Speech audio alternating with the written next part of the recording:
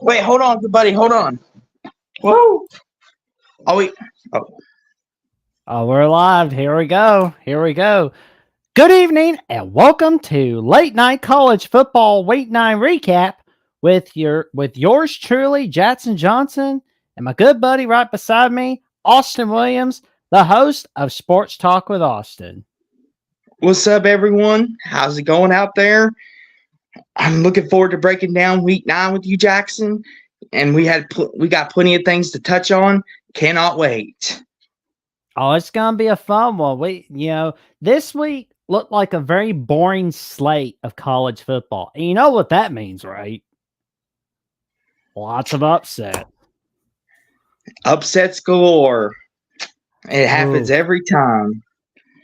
And, somebody in Big 12 country made some history today.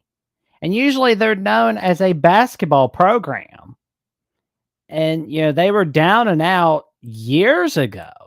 Like, how were you when this team was really successful in 2007? Like,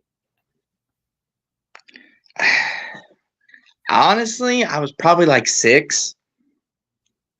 If I had to take a guess. Well, I will say, though, ever since then, this team has been really successful. And even back then, this is the first time in your lifetime that this team has beaten Oklahoma. And who may that be? Take a guess.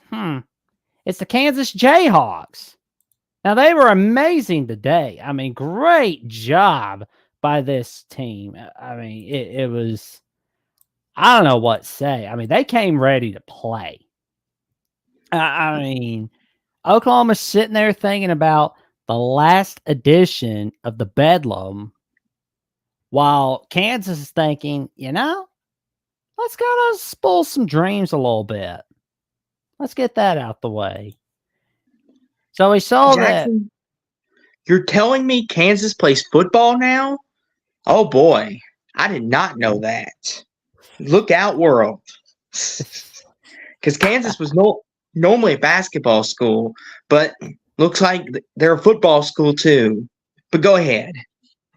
Well, I will say they've been very amazing with Coach Leopold. I mean, like last year, the injury with Jalen Daniels, that hurt him a little bit. But this year, even though Jalen Daniels was hurt, he couldn't play. That wasn't enough to stop Kansas from upsetting Oklahoma. Jason Bean and Devin Neal led an amazing game today. So in the first quarter, we saw that Kansas had a 2-touchdown lead. And then we see the Boomer Sooners scoring 21 unanswered points against Kansas. Then we see a couple field goals here and there, little touchdowns here and there. Oh, this one in the third quarter, Jason Bean running for 38 yards for a touchdown. That was big in of itself right there. What were some other plays that caught your eye, my man? I'll say this. The Kansas Jayhawks, to me, I think everyone counted them out. They didn't give Jason Bean as much credit, including myself. I'll be the first to admit, I didn't give him much credit either. I was like, he should be decent, but we all saw what he did against Texas. He threw those 2 picks, and it was like, can he get it done in the big game?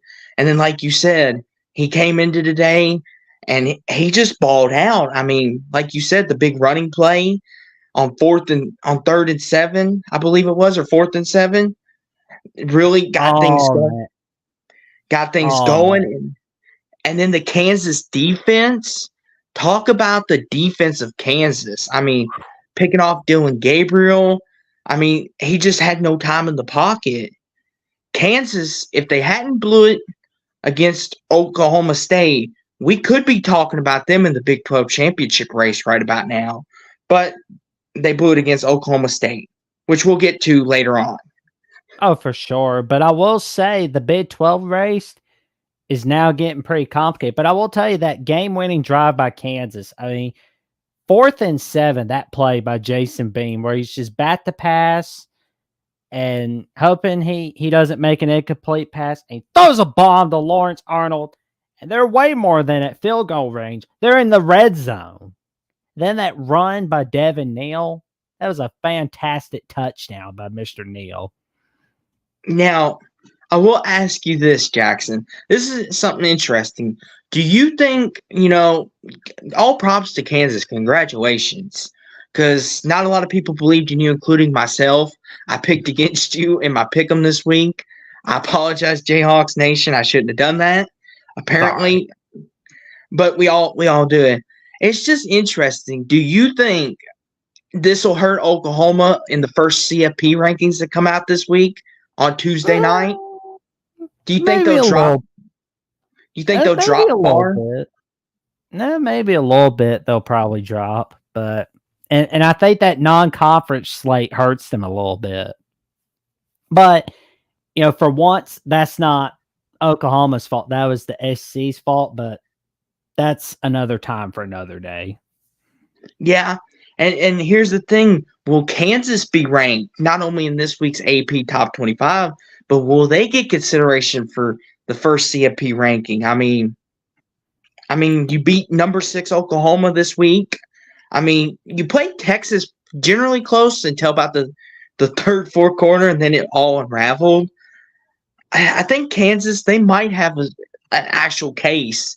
Say, hey, we should either be right there or we should be in the top 25 for either polls this week, in my opinion. For sure, man. But as they all say, we're not the committee, so we don't know what they're thinking. They may be looking at this as this is a bad loss for Oklahoma, and we got to drop them some spots, which I disagree with. Just because Kansas is not the name brand like they are in basketball doesn't mean you can be like, oh, it's time to drop them. Kansas is a good football school now. They may not be 10-2 every year like some of the schools are, but Lance Leopold's got them going in the right direction. I think this school will be consistently 8-4, maybe even 9-3 in a couple years. That's just my opinion on it, though. Well, I mean, that Big 12 conference is going to be stacked, especially without Texas and Oklahoma. I mean, Kansas State, that's going to be quite a battle. I agree. It should be interesting. But you know something else, though, Jackson? You know another team that maybe should drop a peg or two? The noon game on CBS.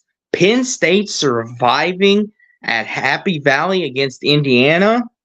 What? Oh, man. Jackson, can you please explain to me what happened to Penn State? Because obviously they did not get off the bus today. Please tell me Penn State is not becoming Maryland. I mean, good grief. I mean, like ever since Maryland lost to Ohio State, they've just blown up and quit on the whole season. But Penn State, I don't think they're that way. James Franklin is a lot better than that. But I think Indiana brought their A game against Penn State. That was the thing. But that touchdown, that long bomb by Drew Allar, the game-winning touchdown, that was pretty big in of itself. Yeah, it was. And the thing about it is, Jackson, I was sitting here, full disclosure, sitting in my living room watching this game, and I'm thinking, okay, it's starting. Penn State might be sluggish first quarter, coming off the hangover, all normal stuff. And then as I'm going through, flipping back and forth through games, I'm looking and it's like, oh, Indiana is hanging around. And I'm thinking, okay, second half, Penn State will get it together. And it's like, and then Drew Allar throws that pick, and I'm like, is Indiana about to shock the world and just spoil the Big Ten's hopes and dreams right there of maybe possibly getting 3 playoff teams in? And I'm like, and then Indiana does what Indiana does, and they mess it up. Dadgummit Indiana. Like that play when it looked like Indiana had a chance to tie the game again. That safety, though, I mean, that should have been a Penn State defensive touchdown right there. Mm-hmm. I mean, that looks like That looks like something I'm gonna see on the not top 10 on Sports Center real soon. I will say, I for me, I don't know about you, Jackson. Would you say this is more concerning about Penn State, or was this more concerning or more encouraging for Indiana, in your opinion, going forward? Like, hey, Tom Allen could be like, hey, look, we held tight with Penn State. We didn't win, but we gave them everything they had, and we almost won. Or are you looking at it from Penn State's perspective, like, this was way too close with Indiana. You cannot let this happen again. You have to dominate. In your opinion, Jackson? I think this game is concerning for Penn State, honestly, because I mean, I thought Penn State would just do their usual shtick where they dominate in the second half, and it was just Yeah, I agree. This is Indiana. What does this say for Tom Allen? I got a question on that because I mean, like, it's fine that Indiana lost a tight one to Penn State, but Hamas Hero says, "Hey Jackson and Austin, what's up, Hamas Hero? How you doing, my man? What's up?" And Hamas Hero also says, "Classic hangover game from Penn State, but they have problems offensively." Yup, he's got a point. I mean, obviously. Good grief! I mean, if their defense isn't giving them short fields, they tend to struggle. I mean, it's shown. For goodness gracious, Northwestern in that first half a couple weeks ago had them down 10-3, and it's like, but in all disclosure, Northwestern, which we'll get to in just a second, they beat Maryland today, and they're 500, looking possibly at a bowl after everything that happened to them. But to Penn State, you're better than Northwestern. You're better than Indiana. And the fact that you're having these close games with them shows that you do have a bit of a problem, just a little bit. Now, it can be fixed. It's not anything. It's not like Iowa's offense where it can't be fixed. It's not that bad yet. But Penn State can fix it. Go ahead, Jackson. Yeah, I'm just like, you gotta fix all this before you play Maryland and Michigan. I mean, you'll be able to beat Maryland because apparently Maryland's just quit on 2020. I mean 2023, excuse me. Wow. Yeah.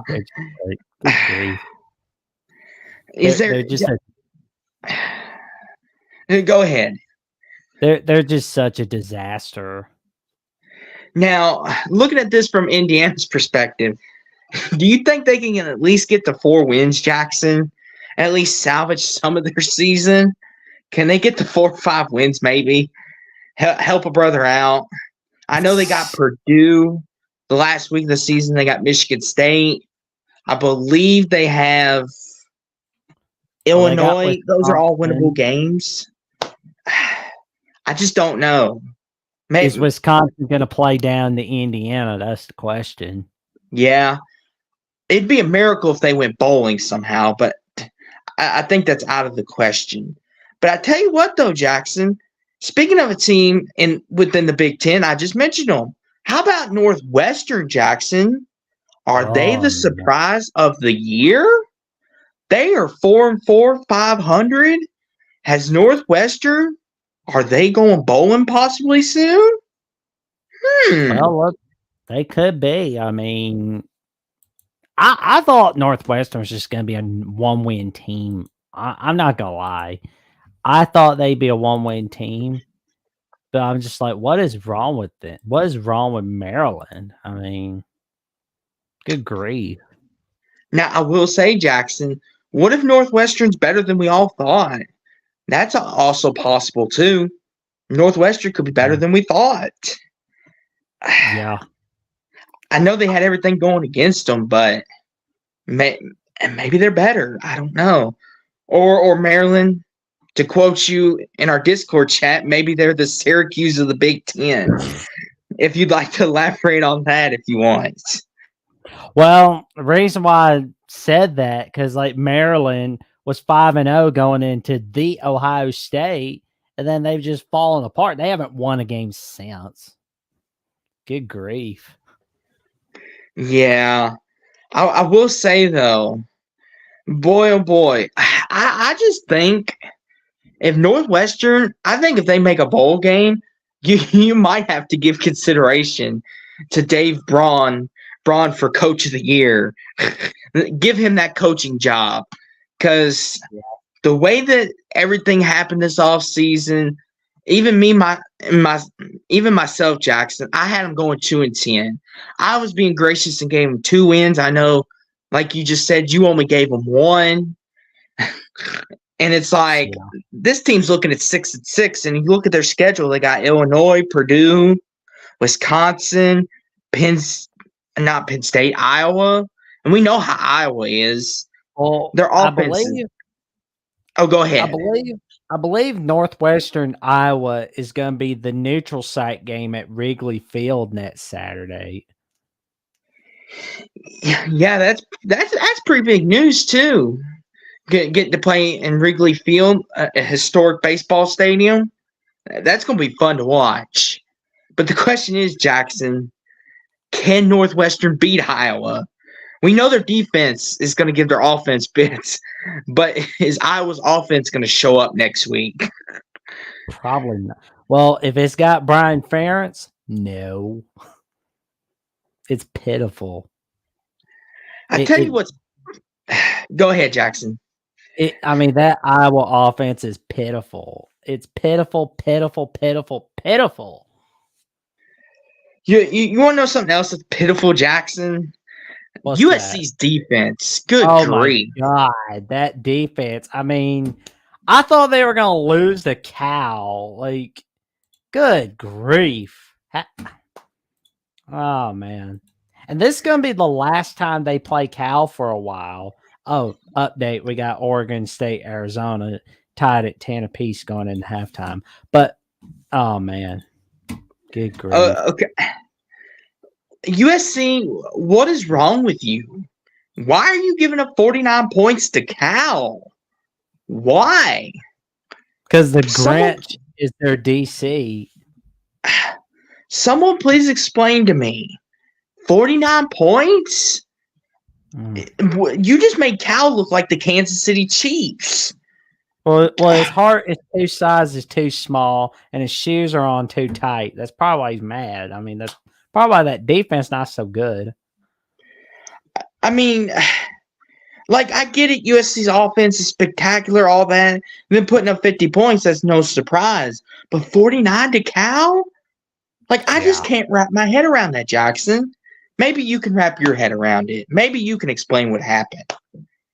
They're going into halftime, it's 28-17, California. And I'm reading on the Discord and I'm looking at Twitter and I'm thinking, am I in the Twilight Zone? Is this, did Aaron Rodgers magically come back to Cal or something? What is happening here? I don't know. USC basically almost gave their entire season away right there because one more loss and their Pac-12 title hopes might have gone up in smoke. Oh, it went out. I'm just lost for words. What do you say? There's no excuse for this. There's none. Zero zilch. And the bad part about it is, Jackson, is, whether they like it or not, the USC fans have, and some USC people we know, love them to death, but they were saying, we made a lot of defensive upgrades. We're going to be way better this year, more turnovers. We're going to be just fine, and we're going to go to the CFP possibly. Your body of work is not showing that right now. True. You're not a CFP playoff team, unfortunately, and you're certainly. We don't know if you're going to be a Pac-12 title team or not. UCLA looks like the easiest win out of the 3-game stretch, but Washington and Oregon, I don't know if you're going to be able to get through that. Bo Nix and Michael Penix, they're going to beat your eyes out. And Hummus Hero brings up a great point in the chat.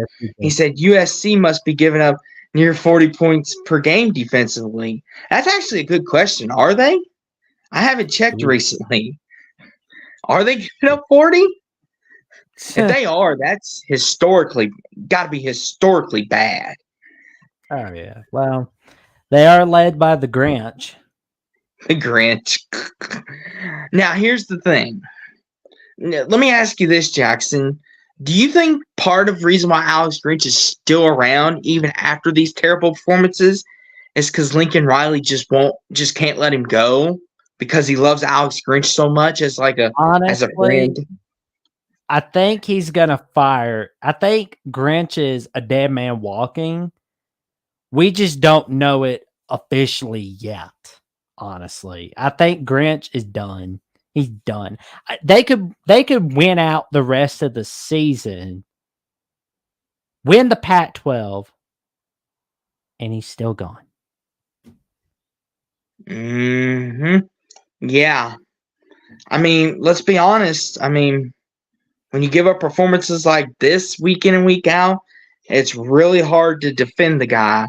And I'm sure a lot of people are defending him to the bone, but after the last 2 weeks, you can't defend the guy. I'm sorry.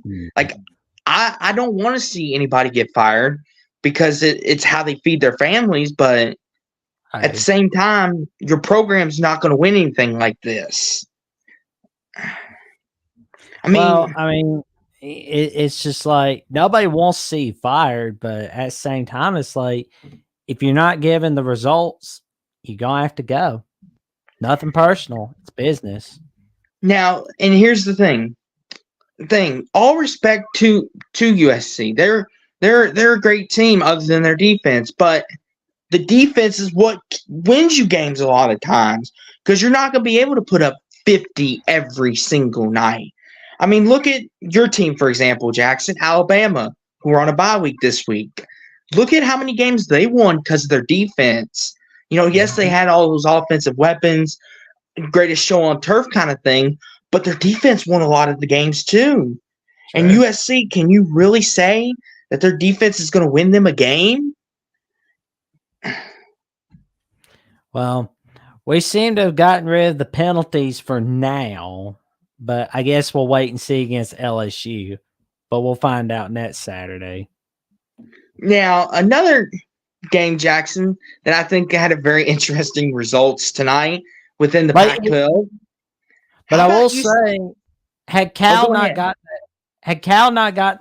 that 2-point conversion, USC would be in real trouble. I mean, we'd be talking about a whole different story with the Trojans.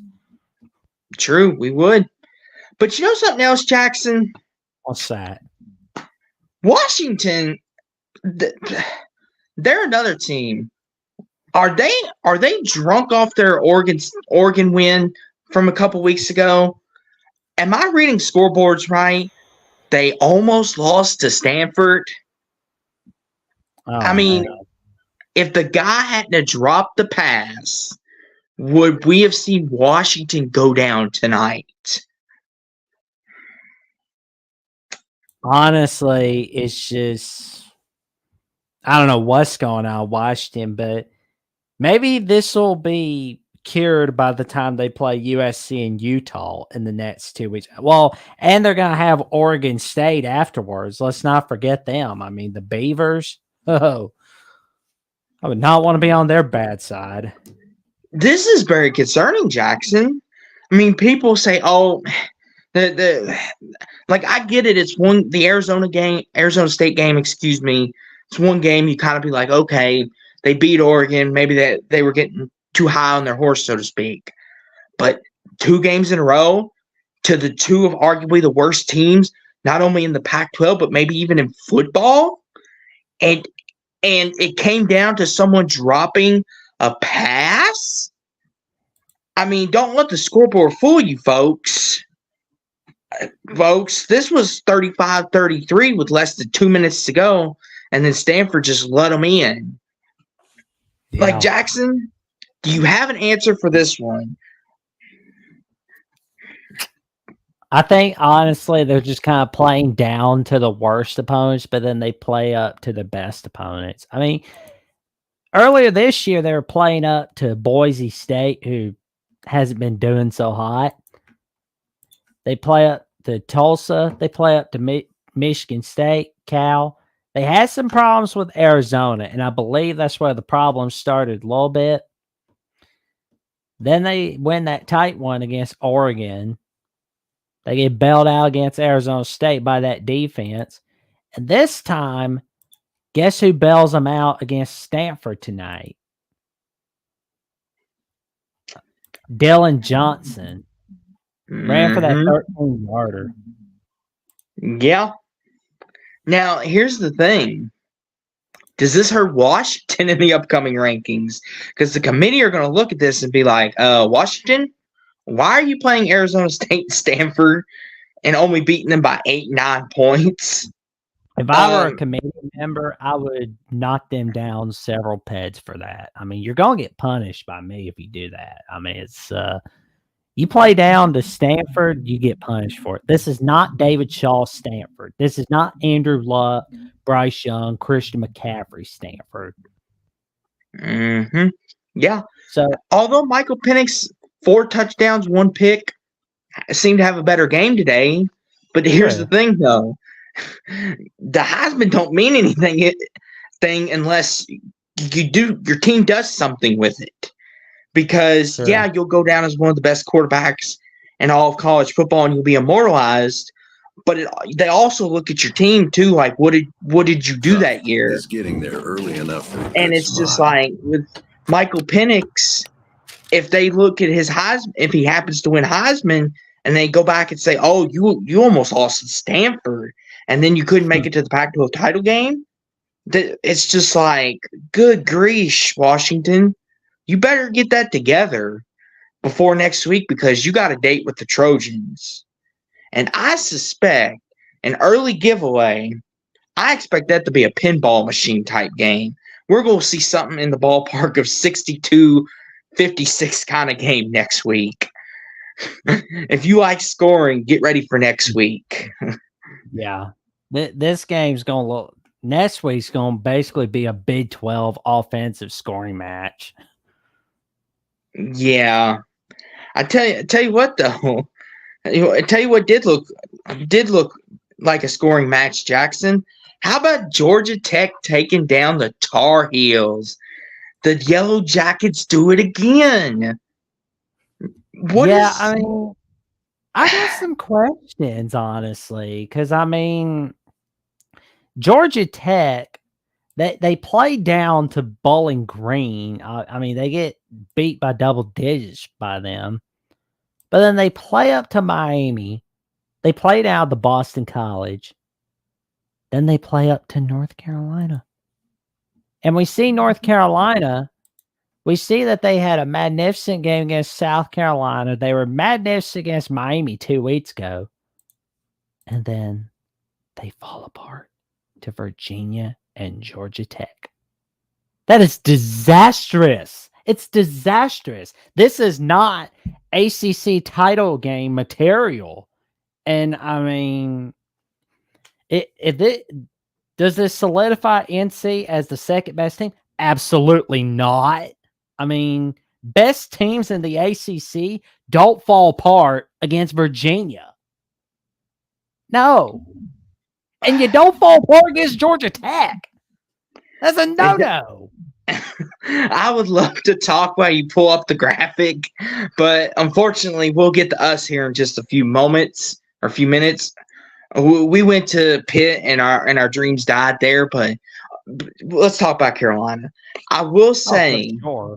I mean, Drake May had a great game, but obviously that defense could not get it done. I mean, let's look at that defense. Good grief. So they allow 635 total yards.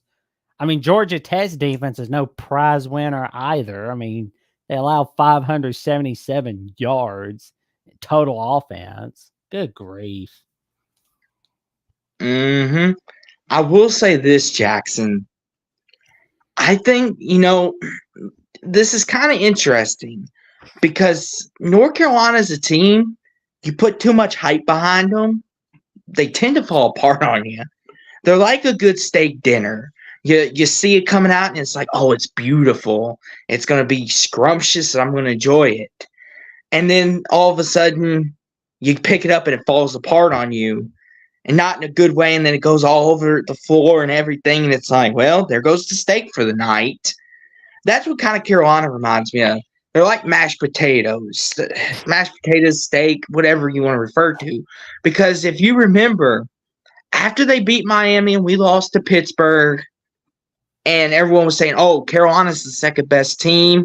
There's no questions about it. College Game Day was like, oh, could they run the table, go unbeaten, all that. And then they lose to Virginia. And then it's like, oh, Carolina may not be the second best team. Maybe the discussion should be reopened. And as you say, Jackson, you don't throw the baby out with the bathwater, because it just goes to show, ta-da, the last 2 weeks, people were proclaiming North Carolina was the second best team, maybe even a top 10 team in the country, and they get results like this. And Georgia Tech did it to them last year. Sure.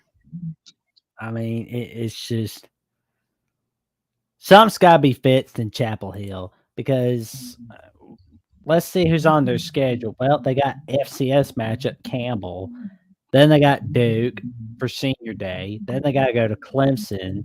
Then they got to go North Carolina State. I mean, it's just well, and you look at it, Jackson. North Carolina no longer controls their own destiny. No. That's the thing. Carolina, they avoided one matchup this year, and that was my Louisville Cardinals. If we both won out, it would set up an interesting scenario who got the tiebreaker.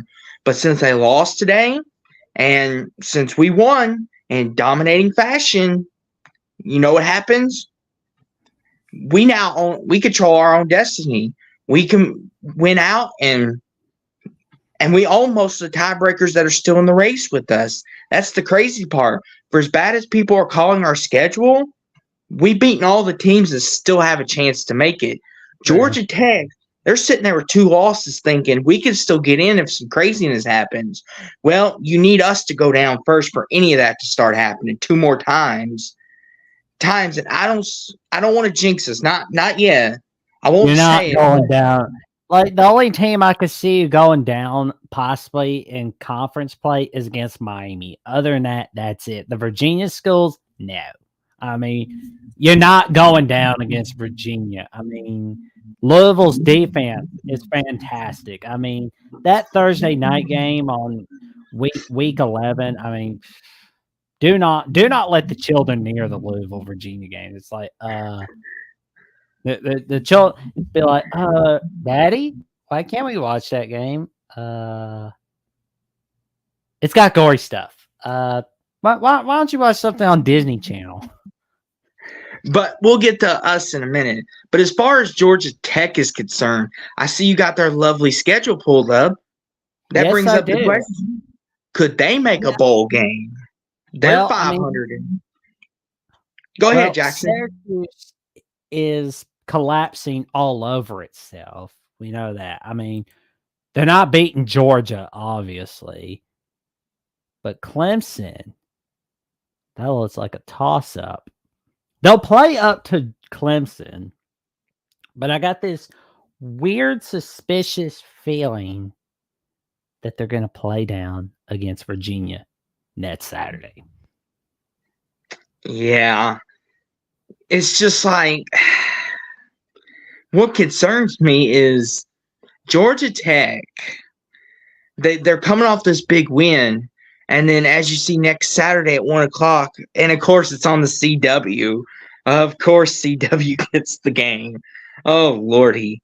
You know, this afternoon's Clemson North Carolina State game was the second time this season that I watched a CW game.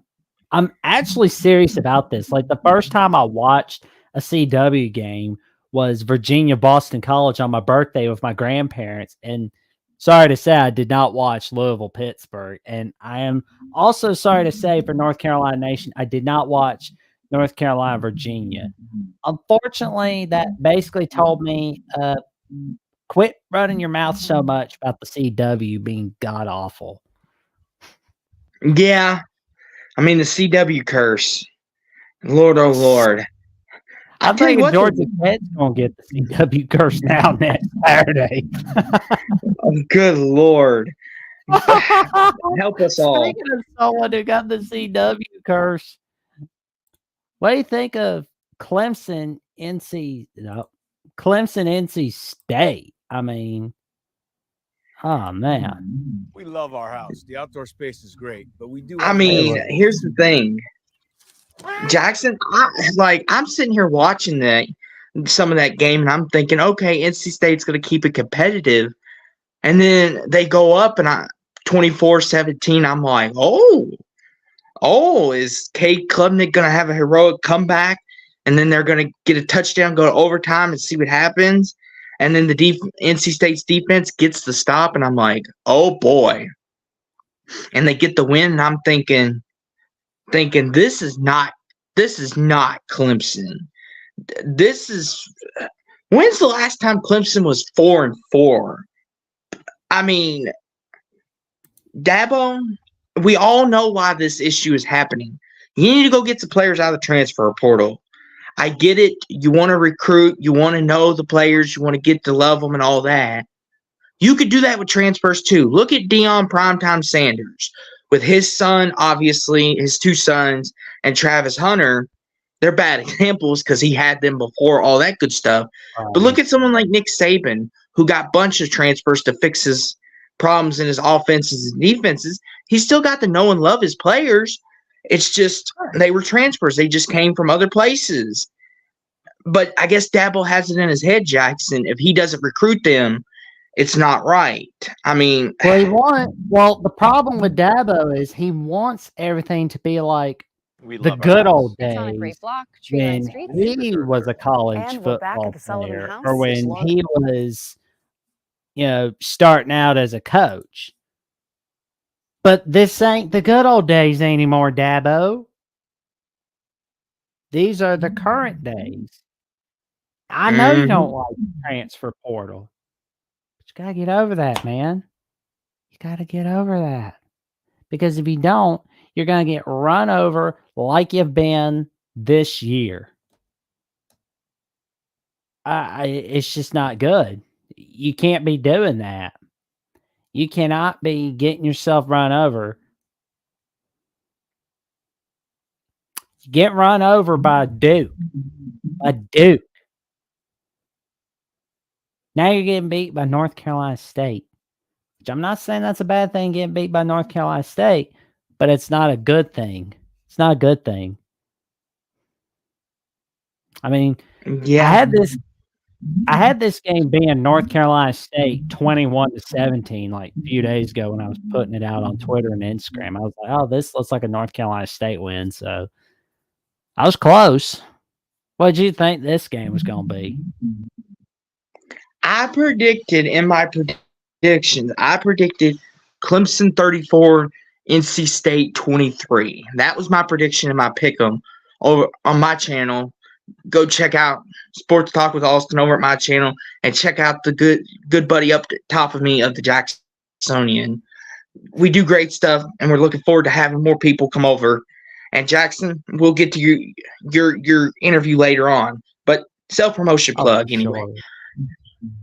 But as far as this, back to regular scheduling programming, I was like, in NC State, their offense can be competent.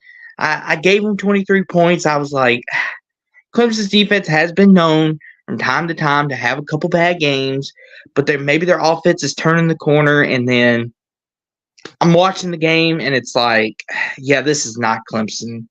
This is I don't know what that was, but this is just not Clemson. No. This is not cutting it anymore. They need to fix something. And here's the thing. I don't want to call Garrett Riley a failure. It may not be all his fault, but boy, oh boy, they have got to fix something. Because, like Jackson, I know when Garrett Riley got hired, you were very, very pleased, and we're thinking Oh my Clemson God, could possibly I was win the hyped. ACC, maybe even make the CFP. But has your opinion changed since then? Well, obviously they're think- not going to make CFP. But I think Garrett Riley's still pretty good, but I think Dabo just needs to get with the times. I think that's Dabo's problem, unfortunately. And there's like a lot of staff members that have left, and I think that's hurt him a little bit. So yeah, look at that John, look- stretch of schedule. Wow. Sorry to cut you off. Go ahead, Jackson. My bad. I just seen that. I was like, whoa. Well, as we know, this year is the first time since 2010 that Clemson is 4-4. And now we're looking at their schedule. We see that Notre Dame, Georgia Tech, NC, and SC are on their schedule. I mean, South Carolina, Georgia Tech look like the easiest wins for me, but knowing North Carolina, they'll probably play down to them. I mean, good grief. Yeah, I'm looking at that and I'm thinking, well, this, like, you want to say that Notre Dame's going to beat Clemson after what they did to Pitt today, but something tells me Clemson's going to play up to Notre Dame next weekend, and it's going to have a lot of Irish fans on the edge of their seats, especially since this is in Death Valley. If this was at South Bend, I would say Notre Dame would probably win the game comfortably, but since this is in Death Valley, they may struggle a bit in this game. Oh man. But yeah, it's one of those things. This is not Clemson. They need to get it fixed. But congratulations to NC State. They got a big win. Congrats to them. And Jackson, you want to know another team? They got another big win today. Who's that? Today. My Louisville Cardinals. Man. I just got this inkling feeling. I was nervous all week. I was wondering how we would respond after the Pitt game. And everyone was beginning to wonder if we were the real deal, if our win over Notre Dame was just that, a fluke. And we showed them, not to get too cocky, but we showed them we're just as good, if not better, than a lot of teams in the country today. After today, from what I've seen, the Louisville Cardinals are your undisputed second best team in the ACC. I mean, how about the stats from Jahar Jordan? I mean, 21 carries, 163 rushing yards, and 2 touchdowns. I mean, dude's a baller, man. He's a baller right there, man. Oh, man. Jackson, I'm going to say this, and I may tick some people off, but Jahar Jordan, I think he's the best running back in the ACC. He may very well be the best running back in all of college football. I don't want to get I'm putting that out there. I don't want to get on Jahar Jordan's bad side. I tell you what. I mean, dude's a bad man. I tell you what, he's a bad man. I'm loving him. And here's the thing, too. I understand, in the Pitt game a couple weeks ago, he wasn't feeling his best. And you don't want to sacrifice, him, especially since he's going to have a bright future, I think, on Sundays on the field, in my opinion. I think some team is going to draft him, and they're going to use him in many different ways. But today he just looked refreshed. He looked like he had a renewed energy about him. Jack Plummer, for as much criticism as he got, he played well today. Now, Jahar Jordan, my guy, love him to death, did most of the work. So Jack, all he had to do was hand the ball off and say, oh, there you go, have fun. Although a lot of this should be credited to the defense. I think if I'm giving a game ball, I'm giving it to the defense. The way that they held this Duke offense in check, and there can't, and I don't want to hear anybody say, well, Duke didn't have Riley Leonard. They did have Riley Leonard, and we still managed to shut them out because of a lot of people were picking Duke in this game because of the fact if Riley Leonard played, we wouldn't win this game. But it showed that I think we're just a little bit better than Duke. But like I was talking about in Discord with you guys, don't want to put the cart before the horse. This is a great win. We're going to build off of it. We got more games to play. We got Virginia Tech next Saturday. Can't overlook anybody. But our future is looking bright. I could see possibly an ACC title game in our future. I mean,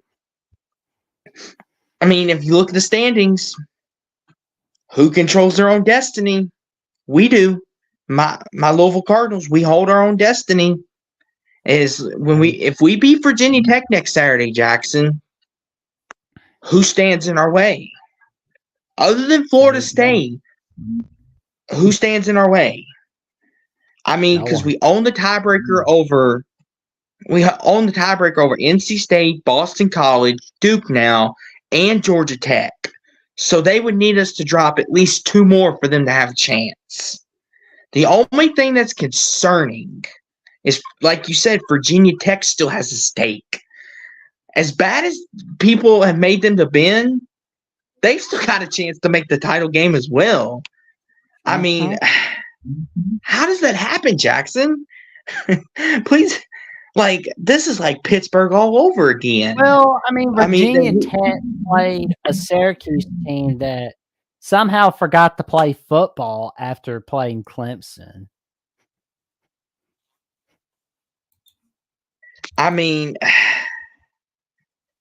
Look at those non-conferences. They lost to Purdue. Okay, that's not as good. And then they lost to Rutgers, and then they lost.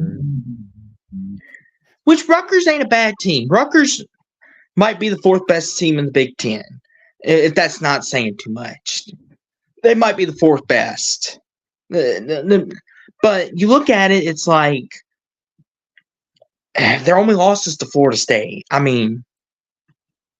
Virginia Tech, what a turnaround. And it's like, that's big. And look at their schedule. They could go 8-4, possibly 7-5. Because they got BC, NC State, Virginia, and then us next weekend. That's a favorable schedule for them as well. I'm liking their chances. Hopefully they don't beat us. I don't want to put that juju out there. Virginia Tech, don't show up next week against us, please. I'm begging you. I want to see an ACC title game. Go ahead, Jackson. Go ahead. I think it was in Plattsburgh, Virginia on Thursday night. Then you guys would be in trouble. But since it's at Louisville on a Saturday afternoon, you got nothing to worry about, good buddy. Yeah. And you want to know something else, though, Jackson? Let's check in on our old coach, Scott Satterfield. How'd he do today? What did he get Cincinnati in? Oh, man. What was something that I told you in the offseason about Satterfield? What did I tell you all offseason about that? Well, you told me when I was questioning these moves, and you're like, good buddy, you won this trade by a mile. You don't know it yet, but you won this trade by a mile. And the way Cincinnati's looking, I'm starting to believe it. They look pitiful against Oklahoma State. I'm not expecting Big 12 title hopes or anything for Cincinnati, but 2-6? 2-6? Oh, man. Jackson, we made him look way too good. Cincinnati's like, sure, we'll take him off your hands.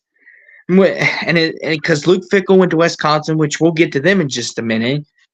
They're like, we'll take him off your hands. He'll get us some wins. Boy, oh boy, they have not looked good. They have not looked good, and it. Go ahead. So here's what I'm looking at. The second quarter, it was sloppy. Oklahoma State 10-7. But then we see Oklahoma State just throwing, just going for touchdowns. Alan Bowman throwing deep balls. Bam. Ollie Gordon running for a TD.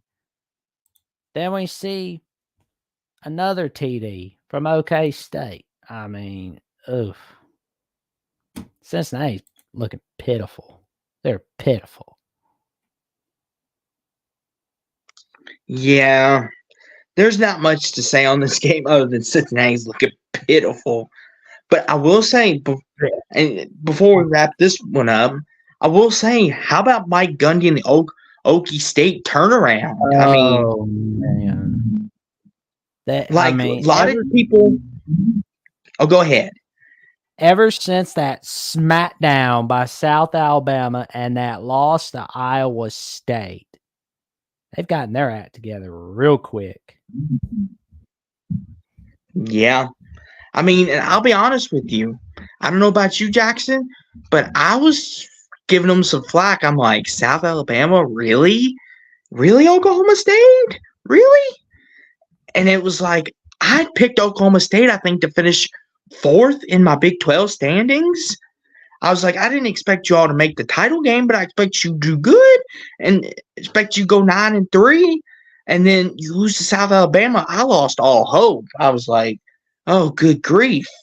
I don't know if you were the same way, Jackson, but Mike Gundy's got this team playing. And wouldn't it be something if they spoil Oklahoma's college football playoff hopes next weekend? Wouldn't that be interesting? Well, it would mark another memorable moment in the history of the Bedlam. Because I'm sitting here thinking, looking at it, what better way to send someone that you hate the most or dislike? Like, what better way to send them off than to crash their dreams of making the CFP? Because if they lose next weekend, Oklahoma is essentially good as cooked toast when it comes to the playoffs.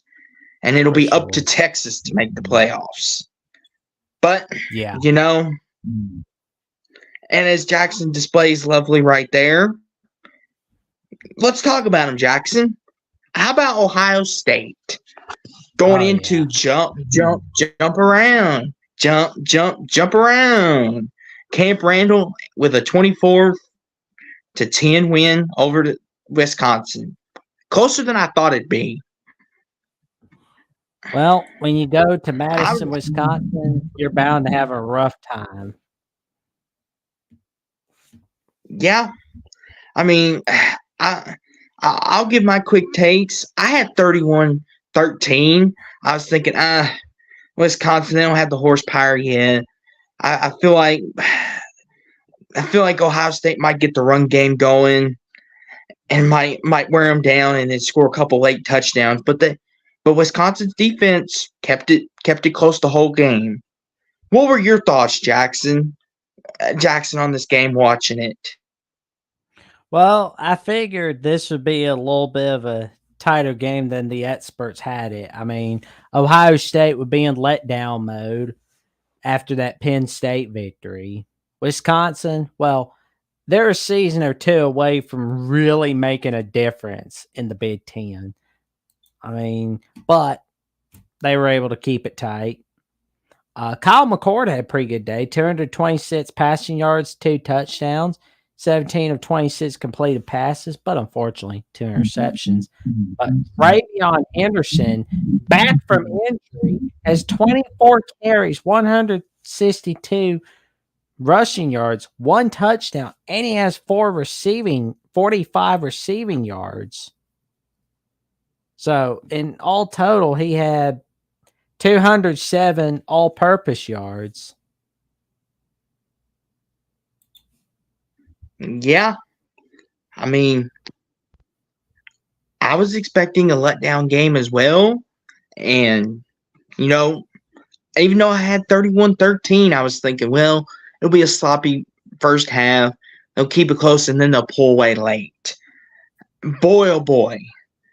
Ohio State almost if Wisconsin had a competent offense, Jackson, they could have won this game. And Hummus Hero points out in the chat, thank you for being here, Hummus Hero. Henderson played his best game in 2 years, maybe his best game ever. Exactly. What say you, Jackson? I'm sure you kept a close eye on this. I was keeping track of some other games more than this one. No, yeah, I was Ohio making State. sure my iPad was charged just enough so I could watch this game on the Peacock app. And Ohio State looked pretty fantastic today. And I watched a little bit of UCLA, Colorado. I was happy with Colorado. Boy. We'll definitely get to them in a bit. I mean, if you want to, we can get to them now because Jackson, it's not prime time. Colorado, you break my heart. I want to root for you so bad because of Deion Sanders, but like you have no offensive line. Your running game is putrid.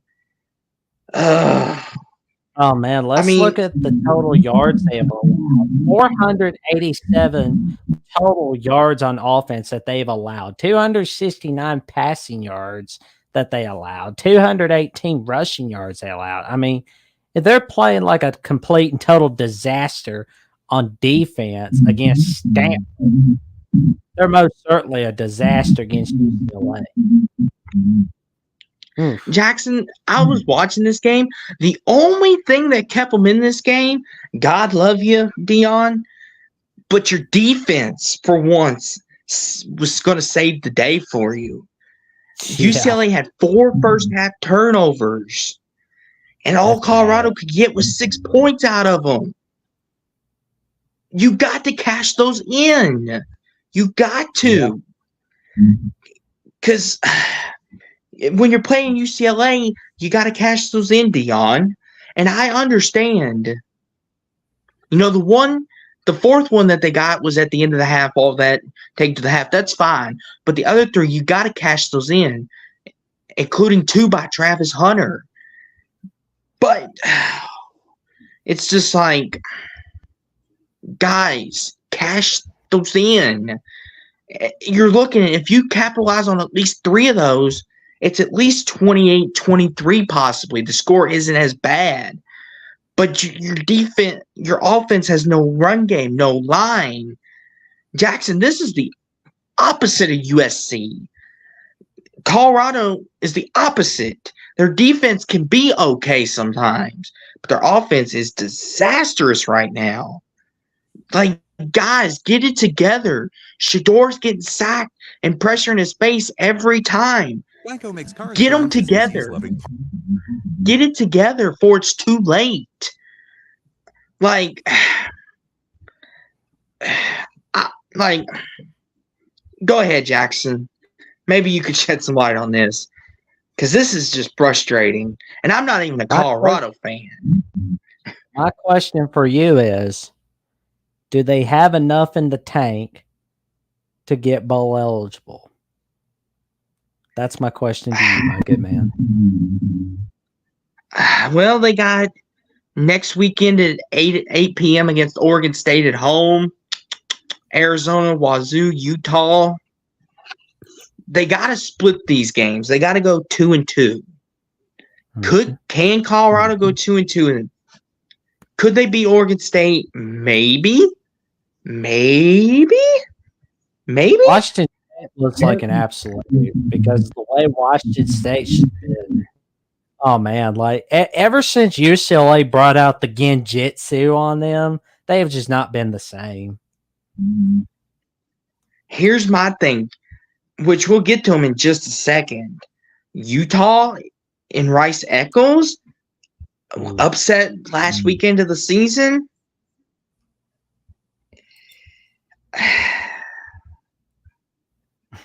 Is there an upset looming, Jackson? Could Colorado stun them? Or do you think Utah still got too much? Now, I know that home winning streak of Rice Eccles has ended today, but They're gonna start up a new winning streak at Rice Eccles again. Oh well, was that Yeah. Naruto reference? Actually, I heard the term Genjutsu from the YouTuber Chislodonis. I think that's from Naruto, but I'm not really a Naruto expert actually, but my sister is a Naruto fan. But yeah, Jackson- just point it out, man. Like Jackson, if you want to, Jackson, you start this one, good buddy, because I'm still trying to figure out what the heck was that, Utah?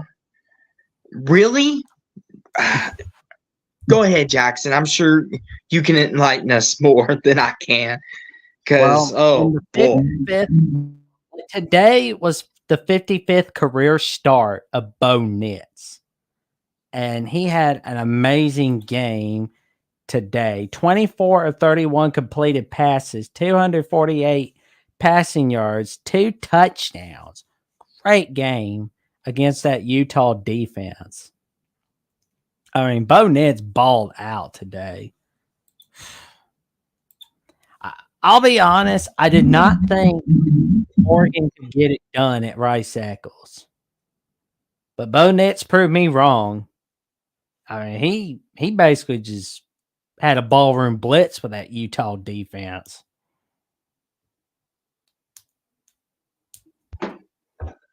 Yeah. And he looked every bit as good as he should. Bo Nix looked like the Heisman contender today. Every bit of it. And then some. I was like you, Jackson. I was expecting Rice Eccles. This is Utah's house. Yeah, that was pretty big.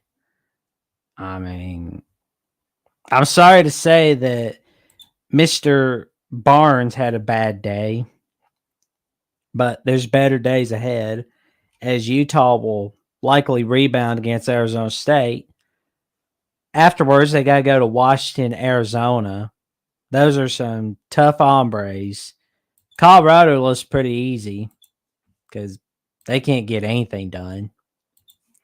As for the Oregon Donald Ducks, they got an easy game against Cal. Well, okay, I got to stop shooting my mouth off about Cal because they showed me that they are not an easy W against USC. Matter of fact, they showed all of us in the nation today that they are nobody's easy win. They are not a easy win. Yeah, I agree. USC, so I got a feeling they'll be slashing that USC defense. They do have to go to Arizona State, which that's going to be the last time they have to go to Arizona for a while as a whole. Oregon State, Now, that last great win by go the ahead, Double Jackson. Ducks. What did you Now, want I to will say, real quick before we move on, what does this say more to you? Does this say more about Utah or Oregon, in your opinion? For me personally, this says a lot about Utah. When they are not healthy, they can be had. Like, all credit to Oregon, but they've shown so much inconsistency, especially when they're not healthy. It's very concerning. I don't know if you agree or you think this shows more about Oregon, but just give me your take on that. Who do you think this showed more about today? I think it showed more about Oregon today. I think it showed more about those Donald Ducks.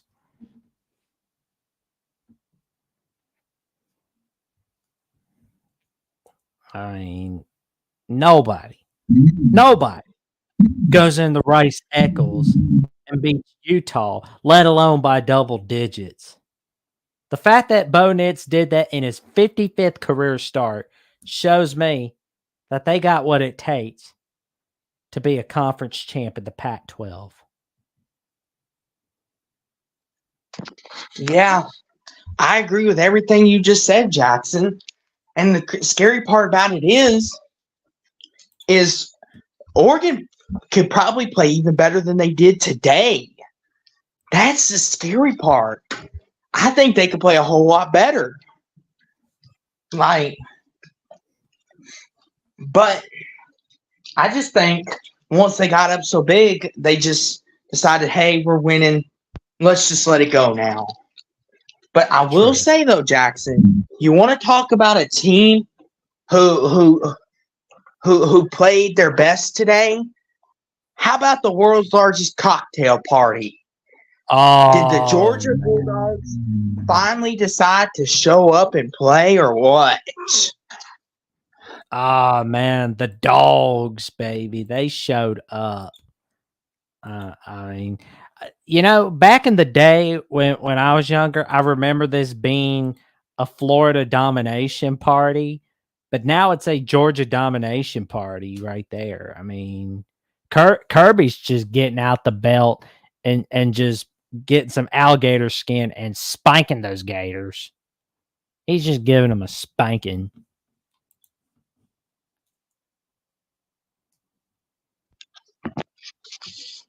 I mean, yeah, Jackson, they showed that they're more than a one-trick pony because everyone, including myself, had doubts of how good are they without it. How good will Carson Beck and this Georgia offense be without his safety blanket, Brock Bowers? Lad McConkey, all those guys stepped up big tonight. The defense is still Georgia's defense. Just, go ahead, though, Jackson. I mean, what a great game by the Bulldogs. I caught bits and pieces of it because I was trying to see how Oregon, Utah was doing. I was watching a little bit of Duke, Louisville. And Georgia, Florida has not been like the other games in years past, but it's still a pretty good rivalry. I mean, Billy Napier and the Florida Gators have done better than we thought. I mean, we didn't think they'd be 5-3 going into this game. Or, well, 5-2 going into this game, but here they are.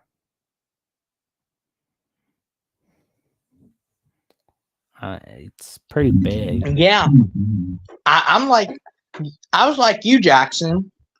I had a little confidence in Florida. I was like, they're 5-2. They're better than what I thought they'd be. Here come the Gators. Maybe we'll get a really good game today. And then Georgia said, scratch that. We're going to have to, as you like the phrase, skull drag them. Yup. That is true. Carson Beck had a pretty good day. I mean, love it. But I mean, here's the thing, Jackson. Oh, go ahead. Oh, yeah, Georgia's going to have a pretty good game against Missouri next week. I mean, the next 3 weeks seem to be a little tougher. I mean, they're going to have Missouri, they're going to have Ole Miss, then they're going to have Tennessee. But what was it you wanted to say, Austin? Does this solidify Georgia as the best team in football today? Well, let me think. Yes. Definitely. Absolutely.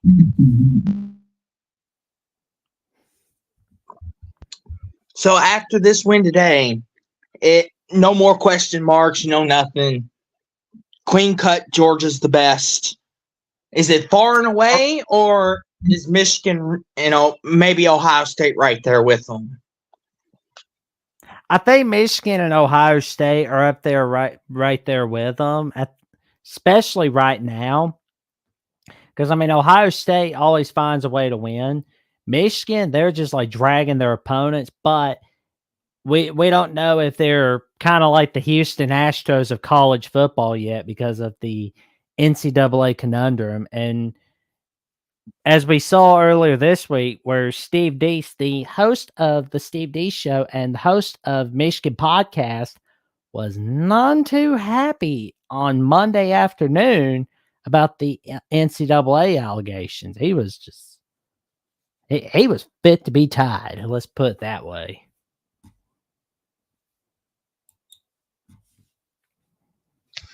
Yeah, it's just like that's all very interesting. But you want to know something else, though, Jackson? You want to know what What's else that? is interesting? Nebraska is 1 win away from bowl eligibility. Matt Rule, you have done it again. You're beginning to do like you did at Baylor.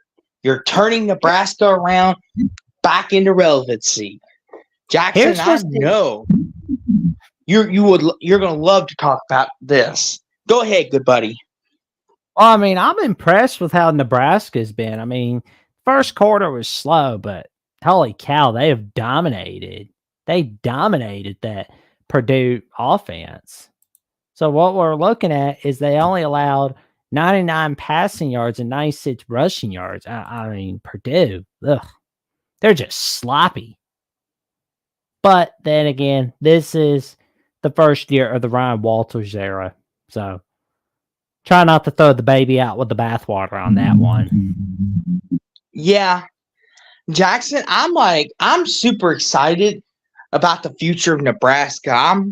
I like tuned into I tuned in and watched this game, and it was like I'm like rooting on Nebraska. I'm like, go Nebraska, because seeing them being bad for so long, and now their fans finally have something to rejoice about. It's just fun seeing that their fans actually have something to be proud of again. That they're almost 6-3 and going to make a bowl game. They deserve to enjoy this. Yeah. But here's what's really getting me now. The Big Ten West division. It's looking a little wow. I mean, Minnesota's got that head-to-head win over Nebraska.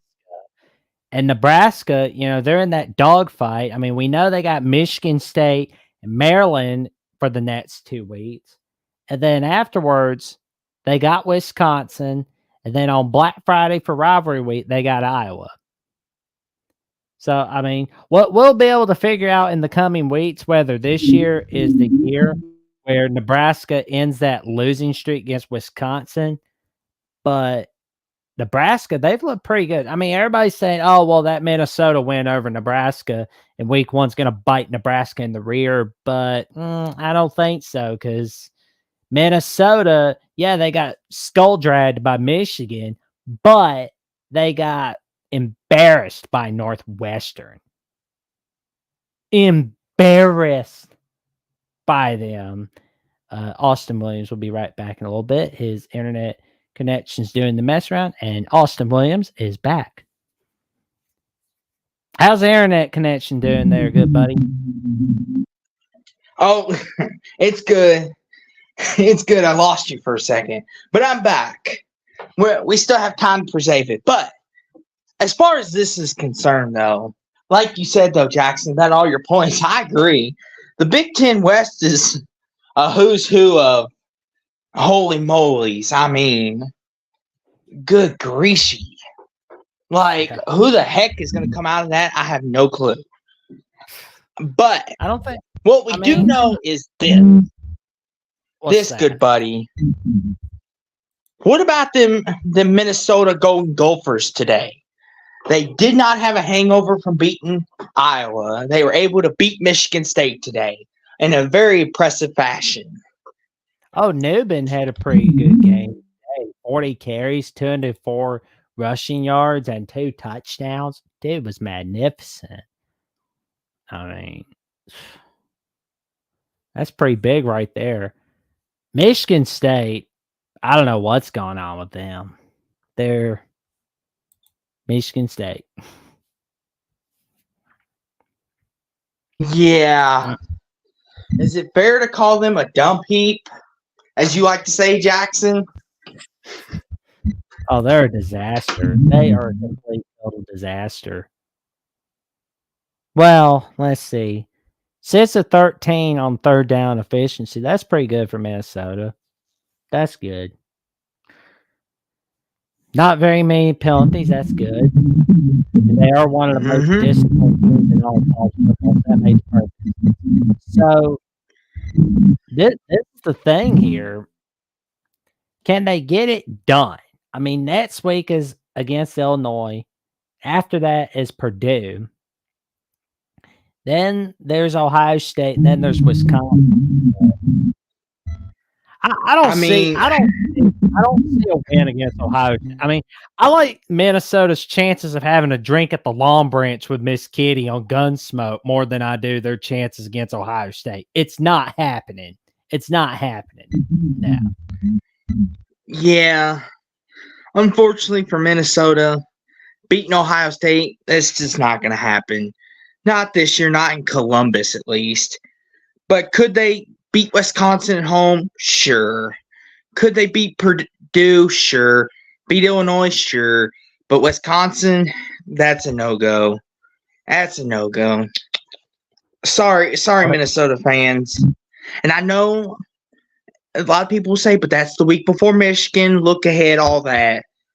But I just don't think your offense is good enough, even if Ohio State is playing down to you, so to speak. But it's just, I just don't see it. But you know what, Jackson? Talking about some other interesting action this week. How about them Kentucky Wildcats and Tennessee Volunteers? Did Joe Milton finally play good on the road? 18 of 21 completed passes, 228 passing yards, and a touchdown pass. I mean, 2 rushing touchdowns, one by Jalen Wright and Dylan Sampson. That's pretty. Not too bad. A better performance than he had against your boys in Tuscaloosa, but he got it done, 33-27. Not bad. For sure. What were your takeaways this game, Jackson, that you saw? Well, Tennessee definitely looked better this week than they did last week. But I got some more questions about Kentucky. Did they just give up playing football after playing Florida, or what is up with Kentucky? Yeah, I don't know. I mean, looking at their schedule, they've got Mississippi State, Alabama, Carolina, and then they got my boys up here in the Ville. Ooh, that's a rough stretch. And South Carolina, for whatever reason, seems to have Kentucky's number. Last couple of years, Kentucky has lost to South Carolina, whether it's in Lexington or it's in where South Carolina is located at. Can't think of it off the top of my head at the moment. They just seem to have their number. And I know a certain fan that we know of that loves to call into the voice of college football, Mark Rogers, said Kentucky was going to beat Alabama by 3 touchdowns. They may want to rethink that prediction before it's too late. Well, that's not a team that's beat Bama, I can tell you that. I mean, I've seen some teams that can beat Bama. Kentucky is not one of them. No, they are not one of them, good buddy. But I think there's an interesting game that maybe we should mention before we head on out of here for the night. Miami and Virginia, the tale of 2 teams that decide to play good one week and then are like, no, you have the game. No, you have the game. No, you can have it. No, you can have it. Like, Miami, they're the Jekyll and Hyde of the ACC. Virginia, they can't decide when they want to play good and when they don't. I mean, I don't know if you caught any of this game, Jackson. I caught a few minutes of it. Oh, Miami surviving. The only part I caught about this game was on Twitter from Locked On ACC co-host Candace Cooper, where she said Virginia is picking a fine time to decide they want to be a real football team. And I replied, that and Miami tends to play down to their opponents. It is biting the Hurricanes in the rear big time. Yeah, and it's showing. I mean, I picked Miami to win this game by 3 touchdowns. I was like, oh, Virginia, they had their one monumental upset over North Carolina They're not going to play this well against Miami. And I'm like, maybe Miami will struggle for a half, maybe a quarter, but they'll get it together. And then, lo and behold, I tune in the fourth quarter, and we're deadlocked at 26. I'm like, well, there goes my prediction of 38-17. For sure. Well, there is one game that was really catching my eye today, and this was in the Big 12. I mean, we did see BYU Texas. That was pretty good. Malik Murphy had a pretty good game. 16 of 25 completed passes, 170 passing yards, 2 touchdowns. Jonathan Brooks had some pretty good game. I mean, 98 rushing yards, 40 receiving yards, and 1 rushing touchdown. That was pretty big. And that's going to be the only time we see BYU Texas in a conference game in the Big 12, of course. Houston, fun fact about them. Now, even though this is their 3rd time on the road this year, this is the first time that they are traveling outside the state of Texas for a road game. The second time they're going to be traveling out of state for a road game is against Central Florida on rivalry week. And Iowa State, now they're in Big 12 title contention, as funny as that is. I mean, they beat Baylor, and Dave Aranda, I got some questions for you. But here's one game that was catching my eye, Austin. West Virginia, Central Florida. And I called this a hot seat game, and I'll be honest, I know everybody's got questions about Neil Brown, but I got questions about Gus Malzahn. I mean, I was commenting on the chat on Only Talk Sports the other day, and I said that I think Malzahn's a hot seat coach. And there may be a lot of people that may doubt that, but you can't be losing 5 straight. You can't be doing that. Yeah, you can't be doing that. And I just don't know. I mean, I get that they had the historic comeback against Baylor, and everyone was like, oh, UCF, what a comeback, all that.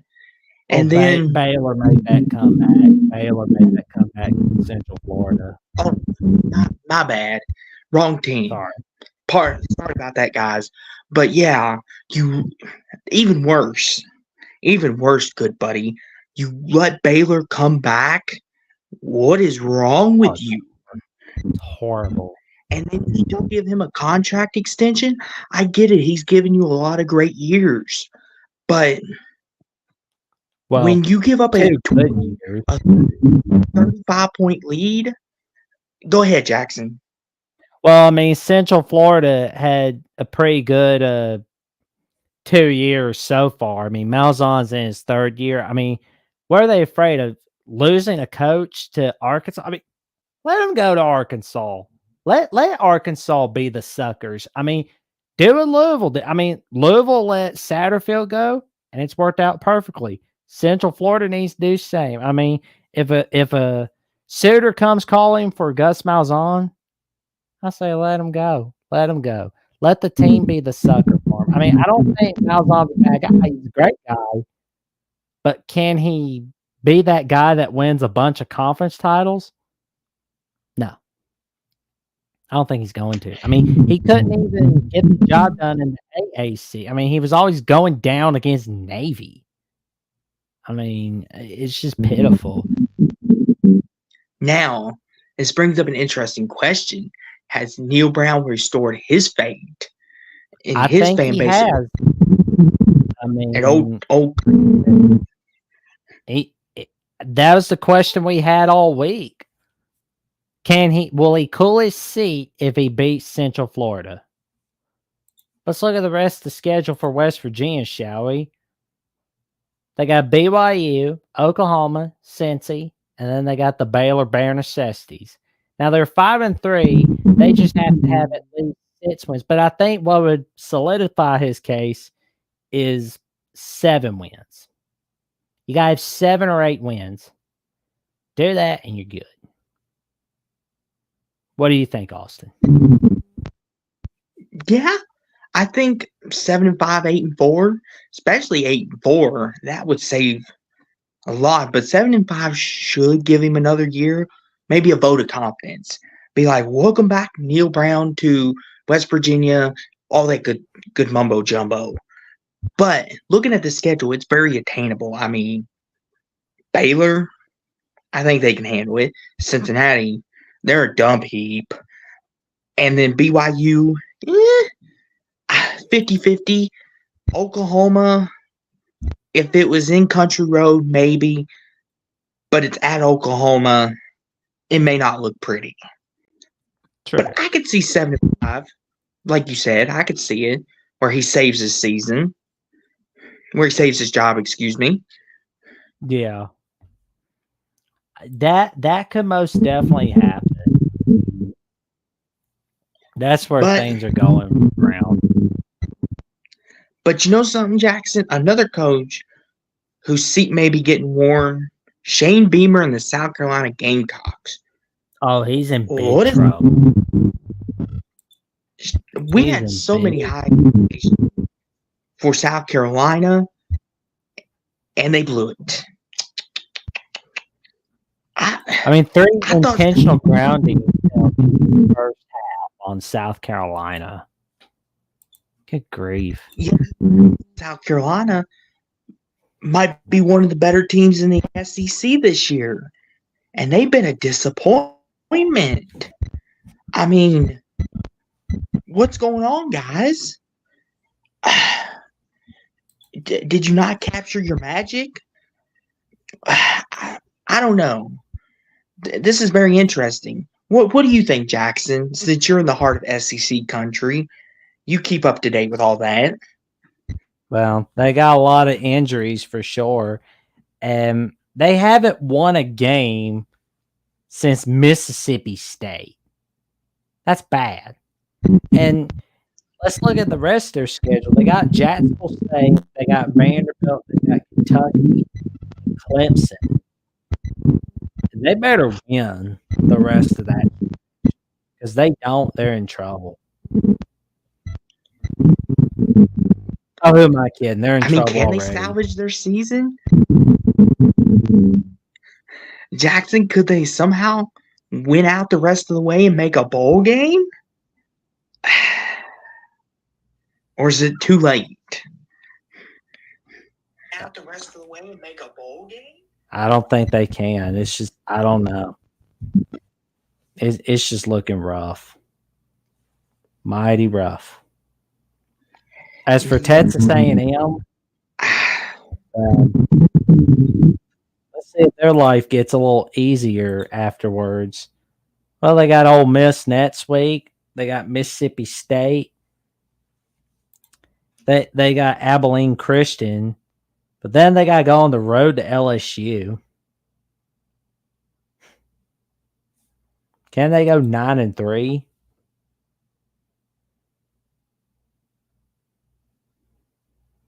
I hope so. But what do you think, Austin?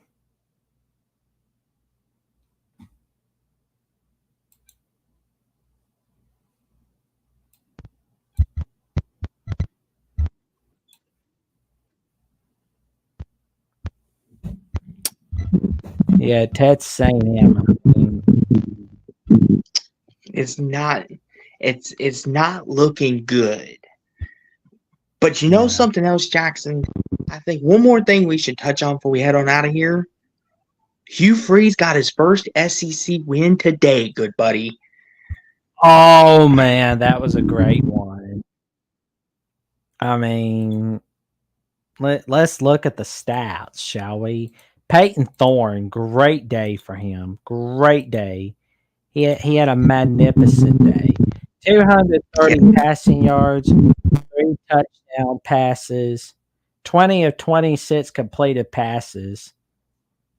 Oh, man. Yes, he did, good buddy.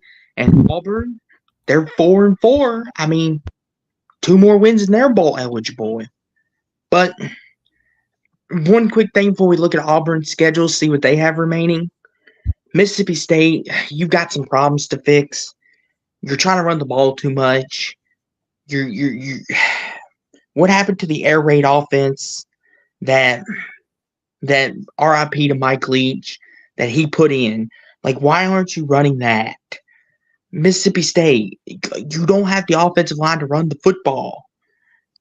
It's just not feasible for you. But you consist on doing it, and it's beating you in games. Like, do the air raid offense. Do what Mike Leach taught you to do instead of trying to run the ball consistently. I get it. You want to establish your run game, make sure your guys are protected and all that, but to milk some clock and maybe get out with some wins. But you can't keep doing that consistently, because you're playing the better teams in the SEC, like the Bamas, the Georgias, the Tennessees, and the Floridas that are bigger in the trenches than you, who have been doing this for years. And then as far as Auburn's concerned, congrats on Hugh Freeze on getting his first win this year in the SEC. Seems like he's finally got Auburn going in the right direction. And in a couple weeks, come rivalry week, Auburn, Alabama, normally always delivers. Well, this year might have a little bowl implications on it, depending on Auburn's remaining schedule. I know my good buddy up top, Jackson, went on record a couple different times and said he's a little scared of Auburn, which I don't blame him. Your rivals, even if they're 3-8, they're still scary. But yeah, what were your takes on this game, Jackson? Does Auburn scare you any more than they did before, or? Well, knowing Auburn, I mean, it's going to be a great game in the Iron Bowl this year, especially going against the coach that has had Coach Saban's number a few times. I mean, he is the last coach to have beaten Saban in back-to-back years. So I am a little concerned still. Plus, they would love nothing more than the full family season. Mm-hmm. Yeah. And it's one of those things. You just never know. But I tell you what we do know, Jackson. What should people do if they like this video? If they want to see more of us, they need to like, they need to comment, they need to subscribe, click on notifications for us. Show us some love. We're putting in the work over here. Especially this man over here of the Jacksonian. Jackson, before we head out of here, promote your next great guest this coming week as we prepare for week 10 of the college football season. Take it away, good buddy. Well, next Friday, I will air a pre-recorded episode of episode 15 of the Jacksonian with host of Locked On Oklahoma State, Cody Stovall, as we talk a little bit about the last edition of the Bedlam. We talk about our favorite memories of the Bedlam, and we give our take on Mike Gundy on how he's done so far this season and his tenure at Oklahoma State. And we talk about how Oklahoma State has had a mixed reaction this season to him. And we talk a little bit about the 2023 season of Oklahoma State. This episode will be released first on X.com or Twitter.com. Then it will be released right here on this platform on YouTube, where you can like, comment, subscribe. And, I'm on that quest for 500 subscribers. And I can't do it without your help. Thank you for liking, commenting, and subscribing. And yes, clicking notification bell. Get over there and subscribe and like to Jackson on YouTube and here on Twitter and all that great stuff. But if you want to see more of me and my great stuff, be sure to follow here on Sports Talk with Austin. Jackson's dropping the links in the chat. Follow me on Twitter. A lot of great stuff over there. I mostly talk about my Dallas Cowboys, the Louisville Cardinals. I talk about those. I love my Cowboys. Big Cowboys fan, as y'all can tell. But you want to get this guy rolling. Tell him how you believe the Eagles will win it all. Jackson. Goodness I'm gracious. just teasing. I love teasing you, man. But at least it's not like Cal Stanford, the fans all over the field. Let's just hope they don't trade for Derrick Henry. We're good. But in other news, if you like what we did tonight, guess what? We're going to be back next week, ladies and gentlemen. Same time, same networks, except different games. We'll be talking about LSU, Alabama. We'll talk a little Louisville, Virginia Tech. We're going to talk USC, Washington. Heck, we may even talk Boston College next weekend if we want. But me and Jackson will be back next weekend for week 10 of the college football season doing our recap. I hope you guys enjoy this. We're having fun doing it. Let us know if there's any tweaks you'd like us to make or anything. But as far as we know, we just enjoy doing this. We love talking college sports. We hope you all do too. And we'll be back next weekend, same time, same location. But until then, remember everybody, the Eagles stink and Kentucky will never win in football. But until then, this has been Austin Williams with Sports Talk with Austin and Jackson Johnson, host of the Jacksonian, and also the content creator of the YouTube channel Jackson Johnson, and your friendly neighborhood tweeter on Twitter. I just run my mouth about everything under the sun. Shoot my mouth off for no reason. But until then, see y'all next Saturday. We'll be back, and hopefully our teams do good next weekend. But until then, go Cards, everybody. Good night.